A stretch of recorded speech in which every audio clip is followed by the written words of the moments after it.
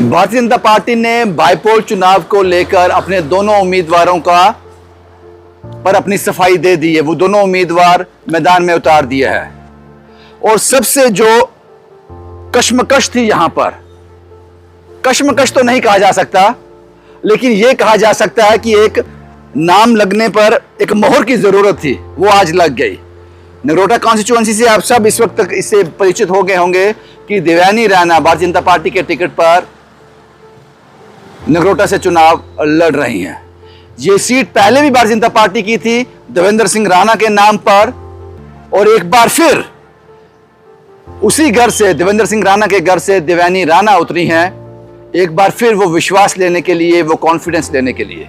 और जाहिर सी बात है कि जो एक कश्मकश बनी हुई थी, कुछ लोग ऐसे थे जिनको उम्मीद थी कि शायद देवयानी राणा नहीं, तो उन पर एक आज पूर्ण विराम लग गया।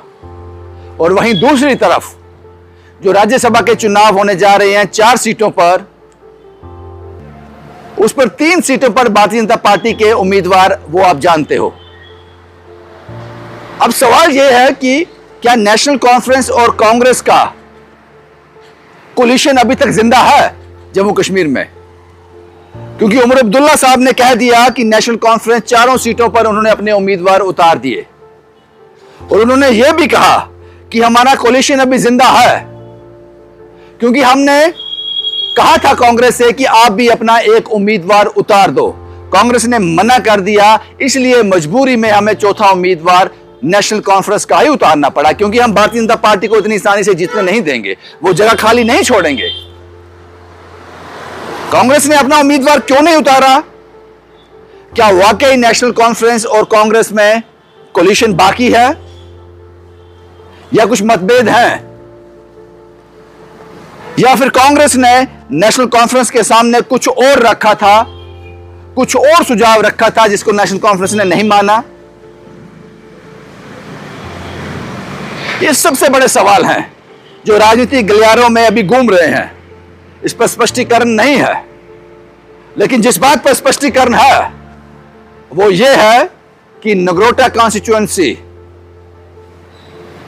जो सीट भारतीय जनता पार्टी देवेंद्र सिंह राणा के द्वारा जीत चुकी है, एक बार फिर देवेंद्र सिंह राणा की बेटी देवयानी राणा उन्हीं लोगों के बीच जा रही है जिन्होंने पहले देवेंद्र सिंह राणा को वहां से भारी मतों से जिताकर भेजा है। अब यह भविष्य की गोद में है। क्या एक बार फिर दोबारा देवेंद्र सिंह राणा वहां से जीतेंगे? और दूसरा, मैंने आपसे डिस्कस किया, क्या वाकई जम्मू कश्मीर में नेशनल कॉन्फ्रेंस और कांग्रेस का अकॉर्ड जिंदा है? वो कोलिशन में कोई ताकत बची है या खत्म हो गया? शुभम कुमार के साथ Ravindra Singh, the state sentinel के लिए।